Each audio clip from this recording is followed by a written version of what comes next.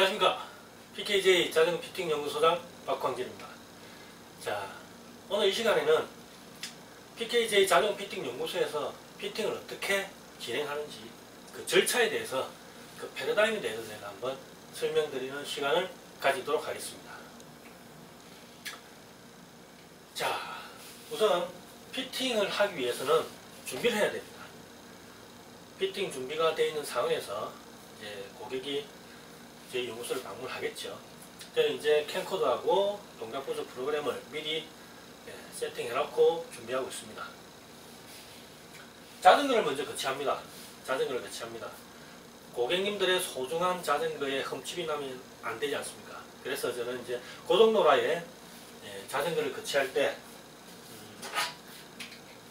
이렇게 제가 가지고 있는 장비를 가지고 거치를 해서 최소한의 어떤 손상을 방지하고 있습니다.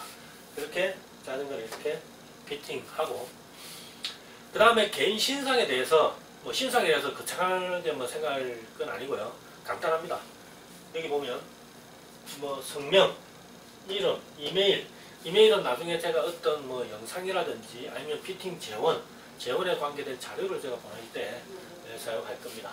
그리고 간단하게 자기가 주에 어느 정도 라이딩을 하고 뭐 최고로 많이 탄 거리는 뭐 몇 킬로 정도 되고 대략적으로 자전거를 어느 정도 수준으로 타는지 그걸 좀 알고 난 다음에 피팅을 진행합니다. 그리고 피팅을 하기 전에 일단은 서로가 어떤 공감대를 형성하기 위해서 자전거에 대한 얘기를 잠시 하고 나면 이분이 어느 정도 수준의 라이딩을 하고 있구나라고 대략 제가 이제 알 수가 있는 거죠. 그 절차를 먼저 밟고 피팅을 시작하게 되는 겁니다. 신체 사이즈를 먼저 측정합니다. 신체 사이즈를 먼저 측정하고 그 다음에 클립 피팅, 그 다음에 뭐 안장, 뭐 핸들, 바 이런 수준으로 진행을 합니다.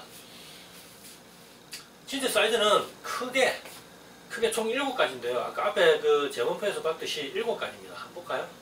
보시면 신장, 그 다음에 바닥에서부터 골반이라 적어놨는데 대퇴골 대전자, 그 다음에 인심, 몸통하고 팔, 어깨, 손, 앉아서 쇄골까지 높이, 그 다음에 전완 길이 총 7가지인데 이 중에 신장은 뭐 기존에 알고 계시니까 그대로 그냥 불러주는 대로 제가 적고요. 나머지 6가지에 대해서 제가 신체 사이즈를 측정합니다. 먼저 팔 길이는 어떻게 측정하느냐? 일단 벽에 기댄 다음에 팔을 쭉 뻗게 합니다. 이렇게 한쪽 손에는 볼펜을 하나 딱 쥐게 합니다. 그래가지고 이 몸통하고 팔 길이를 전체 팔 길이를 재게 되는 거죠. 그 다음에 이제 팔꿈치를 벽에다가 딱 붙이고 여기 볼펜 하나 들고 있는 거죠. 그러면 그 길이를 또 재는 전완, 상완. 인심 길이도 측정을 합니다. 인심 길이가 어떻게 보면 가장 정확하게 재야 하는 어떤 재원 중에 하나입니다. 인심을 통해서 우리는 안장 높이를 결정하기 때문이죠. 그래서 인심은 벽에 신발을 벗고 뒤꿈치를 벽에 붙인 상태에서 이렇게 벽하고 수직이 되는 좀 넓은 판자를 갖다 댑니다. 그래서 아래에서도 쭉 올려가지고 최대한 올립니다. 그리고 이분 고객은 앞으로 빠지면 그 지점을 체크를 했다가 높이를 재는 게 어떻게 보면 조금 뭐 원시적인 방법일 수 있지만 그래도 가장 정확한 방법 중에 하나입니다. 그 다음 대퇴골 대전자라고 해서 우리가 대퇴골 보면 이제 대퇴골 끝부분이 있습니다. 그 우리가 보면 골반 밑에 보면 무릎을 올렸다 내렸다 하다 보면 움직이는 부위, 볼록 튀어나온 부위가 있어요. 그 부위를 우리는 마킹을 해서 바닥에서부터 끝까지 높이를 재야 됩니다. 실제로 이제 제가 피팅을 진행하면서 아니면 뭐 다른 곳에서 제가 뭐 동작 분석을 하기 위해서 마킹을 하는 과정에서 가장 조금 측정하기 힘들다. 물론 저는 오래 많이 했기 때문에 정확하게 집어냅니다. 하지만 처음 마킹을 하시는 분들은 아마 대퇴골 대전자 찾기가 상당히 힘들 수도 있습니다. 그 다음 상체 길이. 상체 길이 앉은 상태에서 쇄골까지 높이 상체 길이죠. 그럼 하나 빠졌는데 팔 길이 어깨에 보면 요게 경공 푹 들어간 부위가 있습니다. 여기서부터 볼펜 하나 들고 있다면 여기까지 길이 그렇게 해서 6가지를 측정하게 됩니다. 자, 신체 사이즈를 측정했으면 가장 먼저 해야 될 것은 클립 피팅입니다. 클립 피팅. 클릿은 제가 이제 동호인분들한테 피팅할 때는 되도록이면 가운데 위치를 시킵니다. 되도록이면 신발 사이즈가 있다면 그 가운데에 위치를 시킵니다. 간혹 가다가 뭐 무릎이 부상이 있다, 아니면 뭐 수술을 했다, 이런 분들한테는 제가 뭐 조금 안쪽으로 클릿을 쓰면 클릿을 발 가운데 쪽으로 이동시켜서 무릎의 부하를 최소화 시키는 방법도 제가 사용하고 있습니다. 클립 피팅입니다. 클립 피팅, 제가 선수생활 할 때는 우리 선수들 특별한 장비가 없었어요. 그냥 클립 양쪽에 딱 보고 양쪽에 이렇게 신발을 마주 대고 맞추고 좀 원시적인 방법으로 했습니다. 뭐 그렇게 해도 선수들은 잘 타더라고요. 근데 이제 제가 피팅을 하면서 그렇게 해서는 안 되겠다, 뭔가 정확한 측정 값을 보여줘야 되겠다. 그래서 제가 사용하는 방법은 이렇게 양쪽에 어떤 좌우 폭을 잴 수 있는 클립 조정기가 있습니다. 이걸 통해서 저는 앞뒤 위치, 클립 앞뒤 위치, 좌우 위치를 동호인분들한테는 똑같이 설정해주는 피팅을 하고 있습니다. 사실 이 부분은 참 민감한 부분입니다. 처음 타시는 분, 아니면 동호인분들한테는 제가 FM 세팅을 해서 가운데 뭐 양쪽 수평 똑같이 하지만 실제로 선수들이나 아니면 자전거를 오래 타신 분들은 어떻게 보면 양쪽 클릿이 좀 자기 신체에 맞게 조금 틀어져 있어야지 오히려 만족하는 어떤 페달링을 구사할 수 있다, 그렇게 얘기하시는 분들은 많습니다. 저 역시 그렇게 생각하고 있고, 하지만 피팅의 기본에서는 양쪽 수평, 앞뒤 똑같이 맞추는 걸 하기 위해서 저는 이렇게 클립 피팅기를 사용하고 있습니다.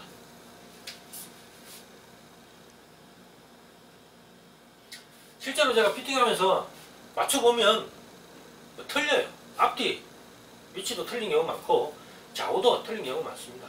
그래서 가장 먼저 피팅, 클립 피팅부터 시작합니다.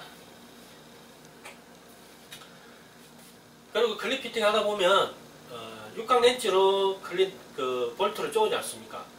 제가 선생을 할 때 참 그걸 빠가라고 표현을 할게요. 스파이크 슈즈죠. 슈즈를 많이 버리기도 했습니다. 왜냐?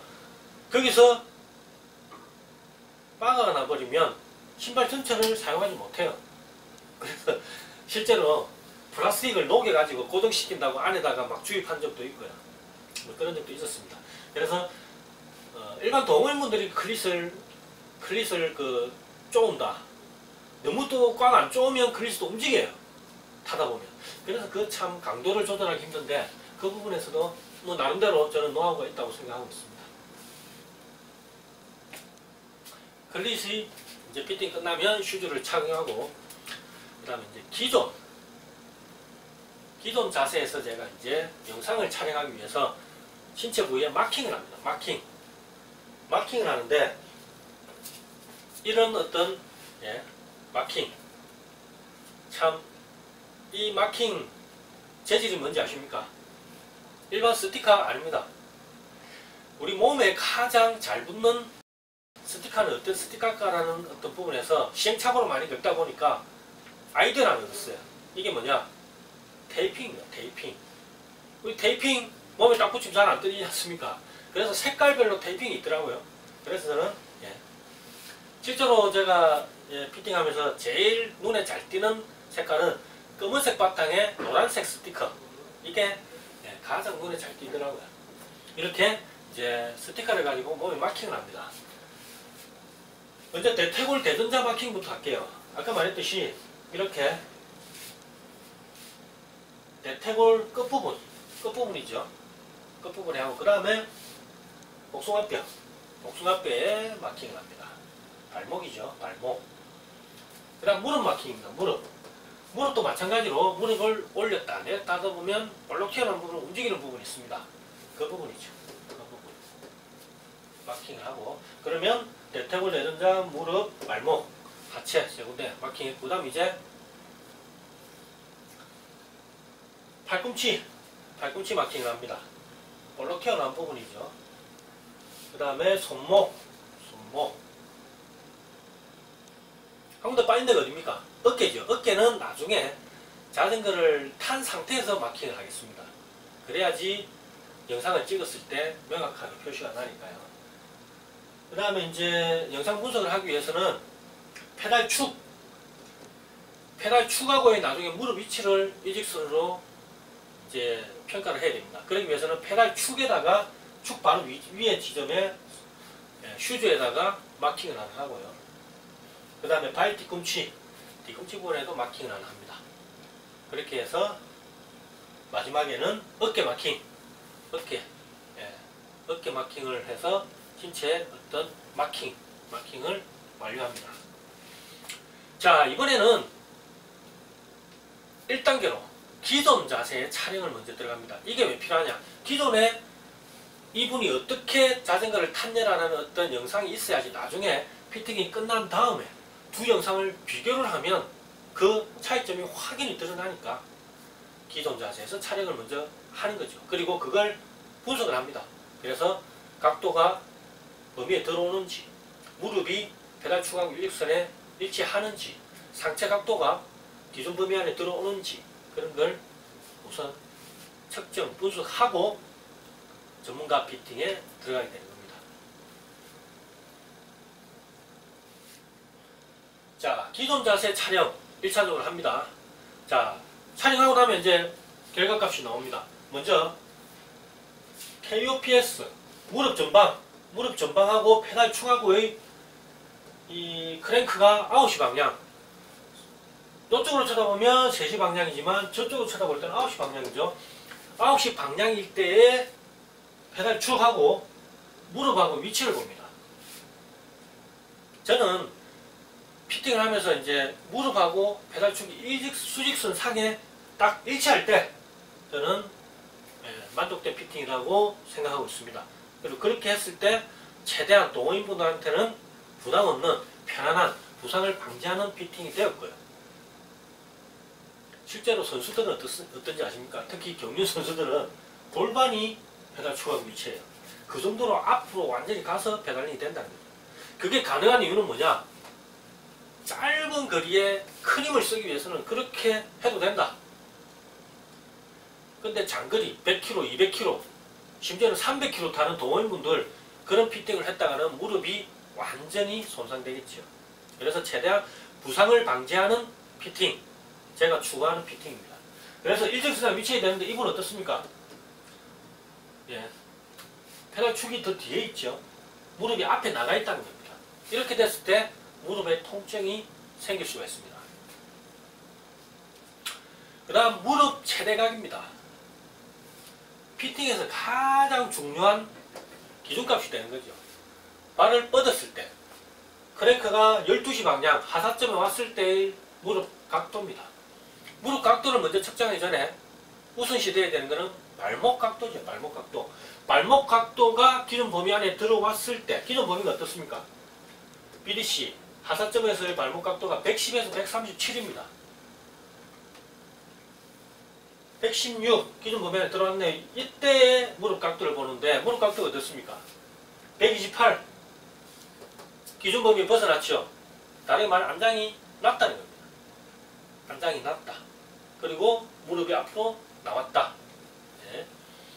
그다음 무릎 최소각, 최대각이 그렇게 범위 안에 안 들어오면 최소각도 당연히 범위 안에 안 들어옵니다. 그래서 보면 발목은 그래도 들어오네요. 발목은 들어오는데 무릎 각도가 범위를 벗어나죠.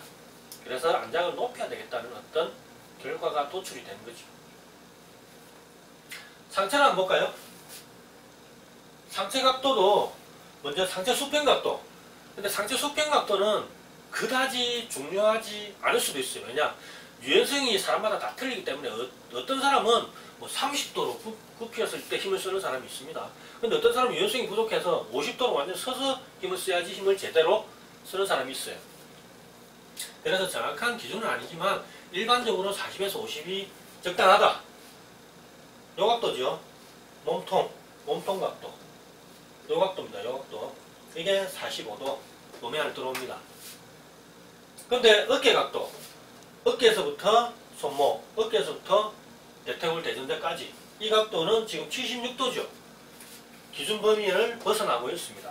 그런 말은 너무 리치가 짧다, 오버랩 리치가 좁다, 너무 붙었다, 엉덩이하고 핸들이 너무 붙었다는 거죠.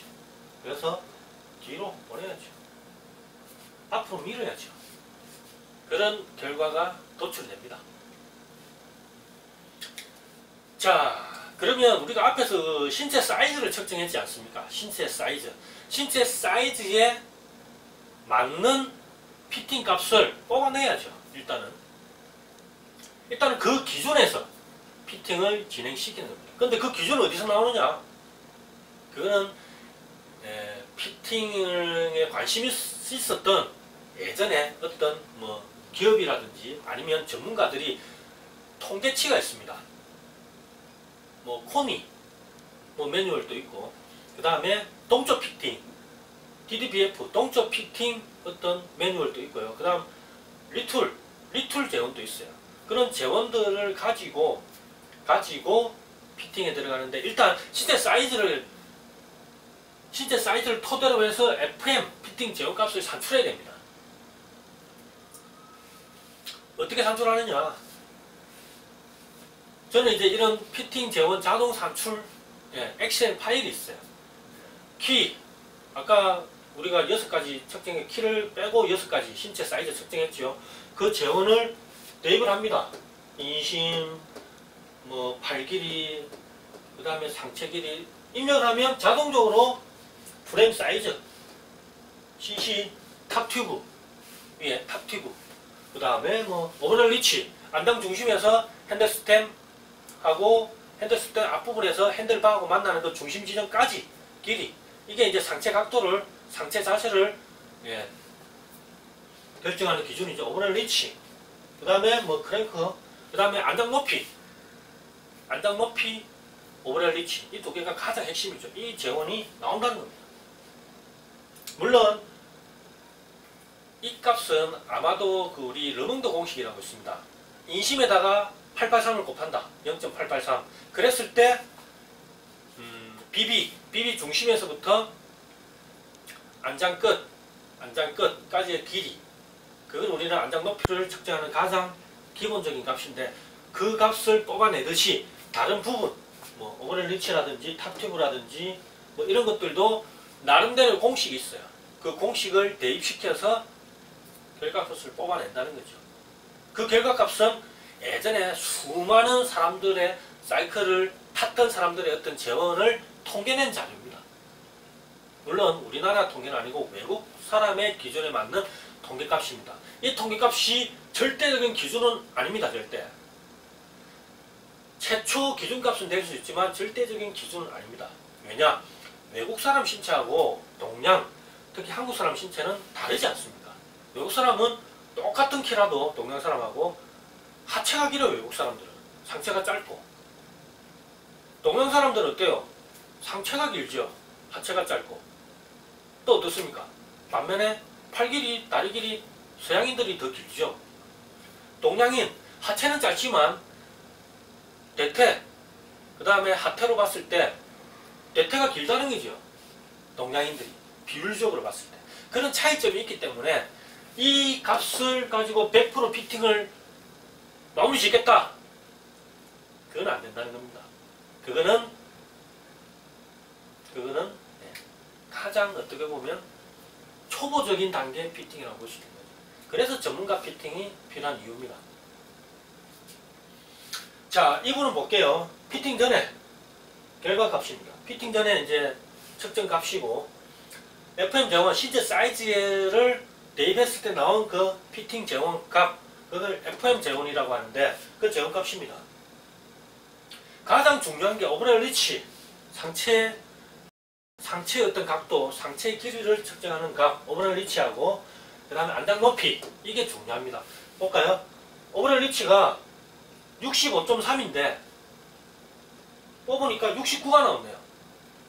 3.7, 약 3.7cm가 짧다는 거죠. 그러니까 아까 어깨 각도가 안 나왔죠. 좁게 나왔죠. 더 벌어져야 된다. 더 멀어져야 된다. 그러기 위해서는 어떻게 해야 되느냐? 핸드 스템을 긴 걸 쓰든지 안장을 뒤로 빼든지 뭐 아니면 프레임 사이즈가 작다 그러면 사이즈 좀 큰 거 쓰든지 여러 가지를 고려해서 그 길이를 늘려야 되겠지만 가장 우선시 돼야 될 건 뭐다? 무릎의 위치다. 무릎의 위치가 딱 들어온 상태에서의 어떤 조정이 필요하다. 그 말입니다. 자, 안장 높이 한번 볼까요? 695인데 706. 한 1.1cm 정도 더 높여야. 아까 무릎 최대각이 작게 나왔죠. 그러니까 안장을 높이면 커지겠죠. 높이면. 단순하게 안장만 높인다 해서 커지는 게 다가 아닙니다. 안장이 뒤로 가면서 높아지느냐, 앞으로 가면서 높아지느냐에 따라서 그 각은 또 틀려져요.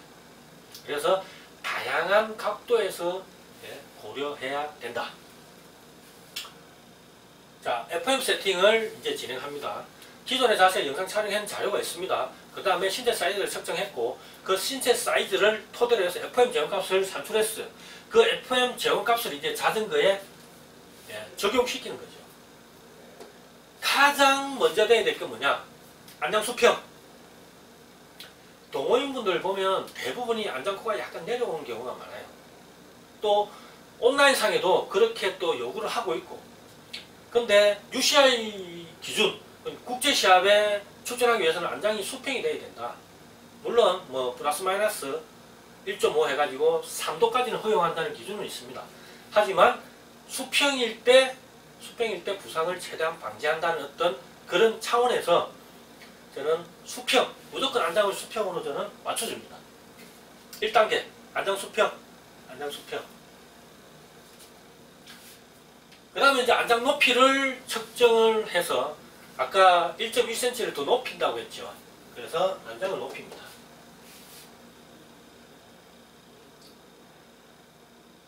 안장을 높일 때는 항상 토크렌치.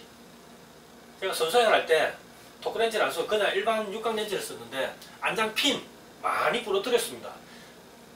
특히 동호인분들은 카본 차체를 많이 쓰지 않습니까? 그래서 항상 조심스러워요. 그래서 토크렌치. 만약 토크렌치 기준값이 5다. 그러면 한 4나 4.5 정도를 맥스를 해가지고 쪼는 거죠. 그랬을 때 안전하게 쪼을 수가 있다.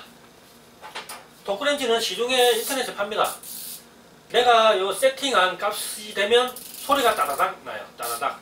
그러면 그까지만 쪼자. 그런 식으로 토크렌치.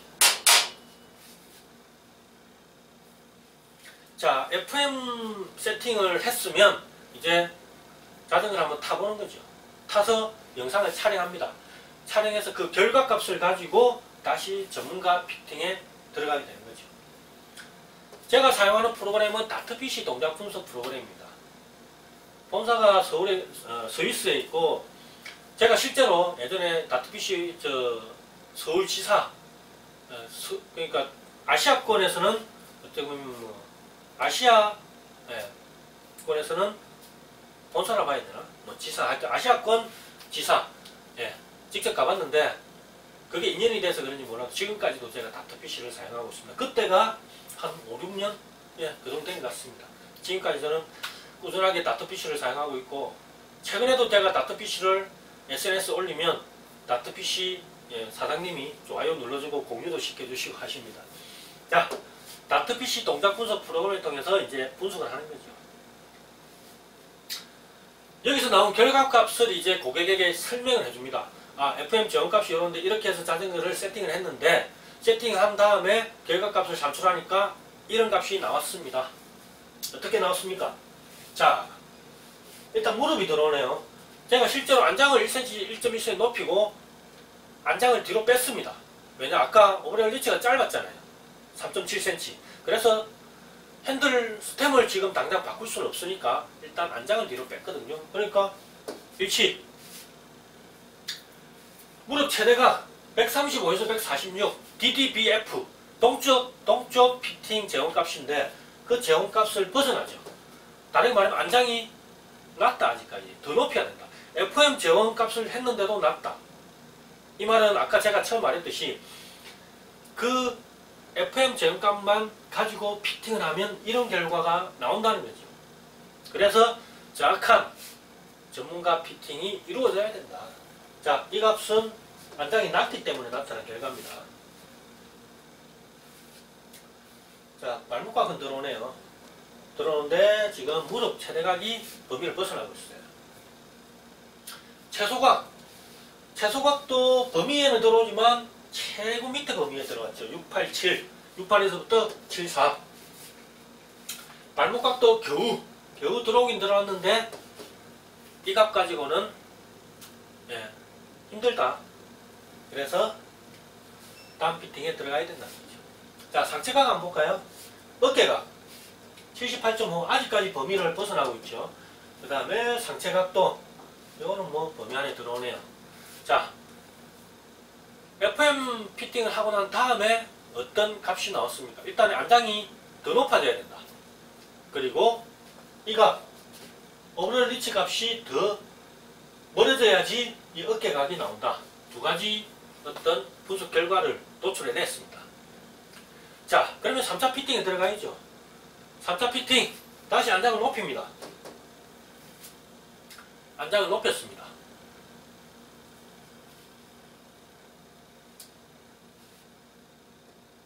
안장을 높이고 다시 영상을 촬영하고 동작 분석을 하는 거죠. 그 결과입니다. 무릎 페달촉하고 일직선 들어왔습니다. 아까보다는 커졌네요. 아까 132인가 그런 수치였는데 135.7 많이 높아졌지만 그래도 더 높아져야 된다. 더 높아져야 된다. 발목각도 범위 안에 들어왔네요. 아직도 안장이 낮다. 무릎 최소각은 범위에 들어왔네요. 발목각도 들어왔지만 아직까지 끝과 끝에 머물러 있다. 아직까지 부족하다. 안장을 더 높이자. 상체각 어깨각은 범위 안에 들어왔지만 약간 상체각이네요. 상체각은 범위 안에 들어왔지만 어깨각도 들어오긴 들어왔네요. 어깨각 들어왔고 상체각 들어왔고 그래도 아직 약간 부족하죠. 약간. 그래서 3차 수종에 들어갑니다. 안장을 높이고 그 다음에 어깨각을 더 벌려주자. 핸들바를 좀 앞으로 내리자. 안장을 더 높이고 핸들바를 앞으로 더 잠깐 밀자. 이 상태에서 이렇게 밀면 더 멀어지겠죠.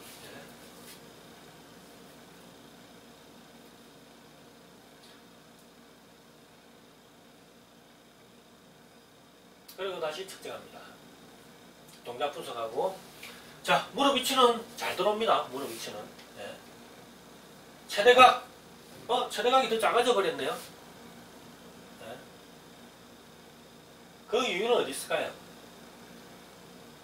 이 핸들바를 앞으로 약간 밀면서 몸이 앞으로 좀 딸려간 거죠. 그러면서 이 각이 오히려 더 작아져 버렸어요. 참 자전거는 민감합니다. 약간만 손을 대도 각도가 바뀌어버려요.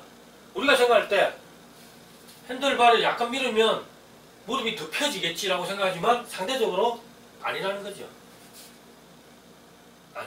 그래서 피팅은 참 알다가도 모른다. 민감하다. 무릎 최대가 아직 작습니다. 자, 그래서 어떻습니까? 최소각은 범위 안에 들어옵니다. 자, 최대각을 더 높여줘요. 그래서 안장을 더 높여야 되겠죠. 몸통각 약간 더 숙여졌네요. 핸들바를 밀었으니까 더 작아졌죠. 그 다음에 어깨각 84도 만족합니다. 자, 어깨각 만족하니까 이제 안장을 더 높이자. 그래서 또 올립니다. 안장을 72.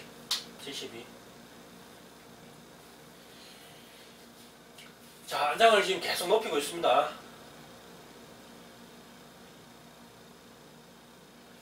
2차 피팅 어떤 영상과 3차 피팅 영상을 두 개를 제가 캡처가 아니고 두 개를 나란히 해서 비교를 해주고 있어요. 자, 여기서 이제 고객하고 저하고 어떤 의견 교환을 하는 거죠. 아, 이때의 자세에서 어떤 게 불편했냐, 또 이 자세는 어떤 게 또 좋았냐, 이런 식으로 서로 의견 교환을 통해서 다음 피팅을 진행합니다. 그래서 뭐 안장이 좀 더 높아지면 좋겠다는 어떤 의견도 나왔어요. 그래서 더 높습니다. 다시 촬영하고, 자, 무릎 잘 들어옵니다. 137도 뭐 나쁘지는 않아요. 하지만 아직까지도 조금 약하죠. 나쁘지는 않습니다. 131도 발목각이 조금 크긴 크네요. 우리가 발목각이 큰 이유는 안장이 낮을 때 발목각이 좀 커져요. 안장이 낮을 때 발목이 좀 선다는 얘기죠. 네, 그런 부분을 좀 감안해야 되겠습니다. 최소각 들어오고 보면 들어오고, 어깨각 82, 몸통각 39 들어옵니다. 자, 그래서 어떻게 합니까? 핸들 스템을 지금 아까 무릎 최대각이 137로 약간은 좀 더 높아졌으면 좋겠다, 그런 어떤 분석 결과가 나오는데, 무릎 각을 더 높이기 위해서 안장을 높일 수도 있지만 상대적으로 핸들 스템을 밑으로 약간 내리면 안장이 자연적으로 높아지는 효과가 나옵니다. 그래서 핸들 스템 밑에 있던 링을 빼서 핸들 스템 내리고 다시 위에다가 올려버리는 거죠. 그러면 스템이 내려오는, 핸들바가 밑으로 내려오는 어떤 그런 모양이 나오겠죠. 그랬을 때 무릎각은 커지게 됩니다. 그리고 핸들바 아까 앞으로 밀었던 거는 다시 원상복구, 그렇게 진행합니다. 자, 링을 밑에 있는 걸 빼서 위에다가 올립니다. 무릎각 들어오고, 139도 좋습니다. 139도. 제가 동호인들 분들한테 제가 추천하는 무릎 최대 각도는 138에서 144입니다. 그 사이에 들어오면 저는 편안하면서도 부상을 방지할 수 있는 그런 재원값 기준이라고 저는 보는 거죠.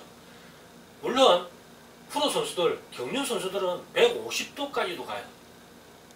아까 말했듯이 그 페달 축하고 9시 방향에서 페달 축하고 무릎 위치가 오히려 대퇴골 대전차가 페달 축에 걸릴 정도까지 간다 했으니까 정답은 없습니다. 피팅이. 하지만 부상을 방지하는, 편안함을 추구하는 동호인들에게 적당한 만족시킬 수 있는 피팅 값은 제가 생각할 때는 138에서 144이다.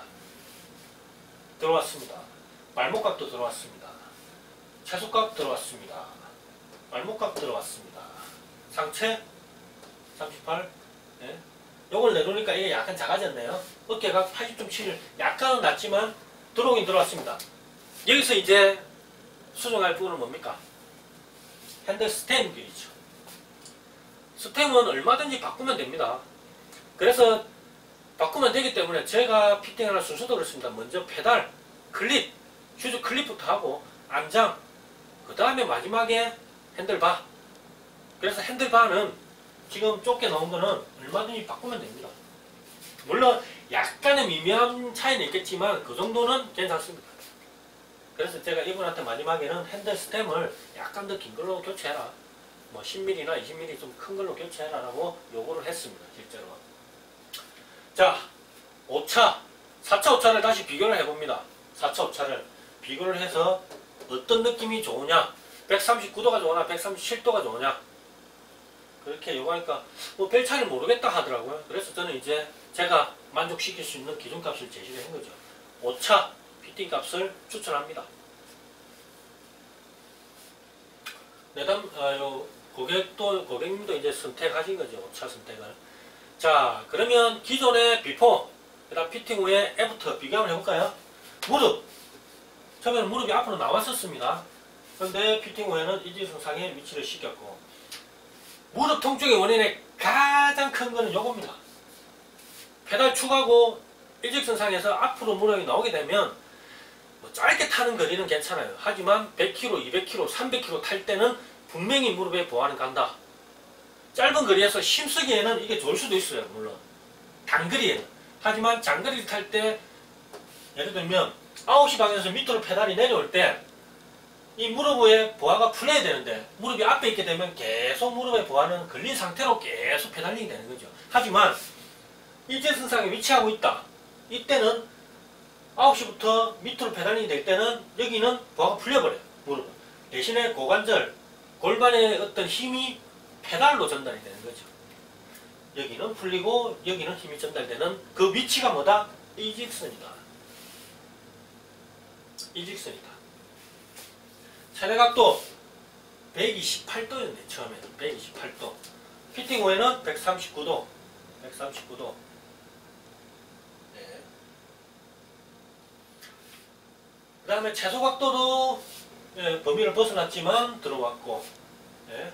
좋습니다. 발목 각도도 좋습니다. 자, 어깨 각도가 76도였네요. 너무 좁았어요. 80.7도. 그래도 좀 부족하죠. 그래서 스템 교체를 요구했습니다. 상체 각도 45도 좀 선자세였다가 조금 더 공격적인 자세로 바뀌었습니다. 경륜 선수들은 15도 뭐 이렇습니다. 엄청나게 숙이는 거죠. 아, 물론 여기는 이제 드라곤을 잡아서 그런 뭐 이유도 있겠지만, 네. 자, 피팅을 다 하고 나면 저는 이렇게 크랭크, 상사점, 제시방향, 하사점, 9시 방향 각각 위치별로 어떤 제어값을 제가 이메일로 드리든지 아니면 뭐 카톡으로 드리든지 하고 있습니다. 피팅이 끝나면 이제 뭐 정리해야죠. 정리하고, 그 다음에 고객님 자전거 뭐 액세서리, 라이트라든지, 그 다음에 아까 그 QR 레버 그거 이제 교체 다시 해주면서 마무리를 짓습니다. 그 다음에 마지막으로 또 뭐 궁금한 게 있으면 뭐 언제든지 저한테 또 뭐 카톡이나 전화를 해서 물어봐라. 그렇게 제가 또 요구하고 있고요. 뭐 제 자랑은 아니지만 실제로 저한테 피팅 받고 저한테 그렇게 뭐 피팅이 마음에 안 든다, 뭐 돈을 환불해라, 그런 얘기는 없었습니다. 뭐 제 나름대로 그건 또 확신하고 있고요. 제 혼자만의 생각이 아니라 수많은 사람들의 데이터를 바탕으로 한 어떤 통계적인 과학을 바탕으로 해서 피팅이 이루어지기 때문에 확신하는 겁니다.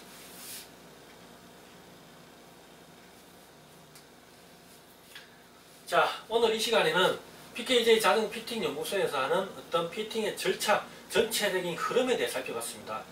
오늘 제가 말씀드린 부분은 어떻게 보면 동호인분들을 대상으로 하는 가장 기본적인, 하지만 가장 핵심적인 것만 하는 피팅을 보여드렸습니다. 레벨로 따진다면 더 상급 레벨 피팅도 있습니다.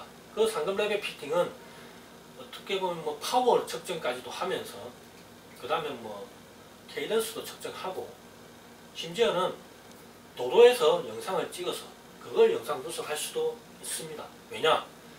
우리가 실내에서 로라 탈 때 어떤 힘쓰는 느낌하고 도로에서 탈 때 어떤 느낌, 그 다음에 실제 또 벨로드럼에서 탈 때 느낌이 또 틀려요.